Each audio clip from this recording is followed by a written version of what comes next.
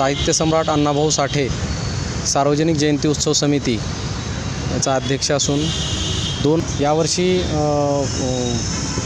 मोठ्या उत्साहात आणि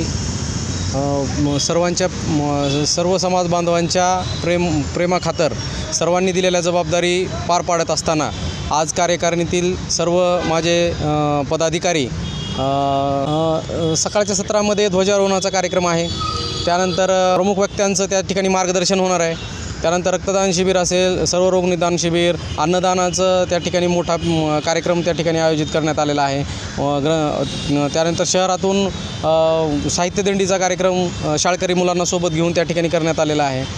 बरेच समाज उपयोगी या ठिकाणी कार्यक्रम व्याख्यानाचा कार्यक्रम महिन्याभरामध्ये आयोजित केलेला आहे। संध्याकाळच्या सत्रामध्ये आपल्याला मिरवणुकींचा कार्यक्रम आहे। शहरभरातून विविध परिसरातून विविध वस्त्यातून मोठ्या उत्साहामध्ये या ठिकाणी मिरवणुकीचं आयोजन करण्यात आलेलं आहे। या निमित्ताने मी सर्वांना एकच विनंती करेन की अण्णाभाऊंच्या चित्रापेक्षा त्यांचे चरित्र हे खूप मोठं आहे।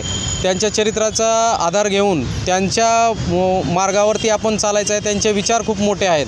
अण्णाभाऊंचा प्रवास हा जीवनभर पूर्ण झोपडीत झाला, पण त्यांच्या आशीर्वादाने, त्यांच्या सर्व विचारातून, त्यांच्या केलेल्या क्रांतीतून आज आपण सर्व एक चांगलं जीवन या ठिकाणी व्यतीत करत आहोत।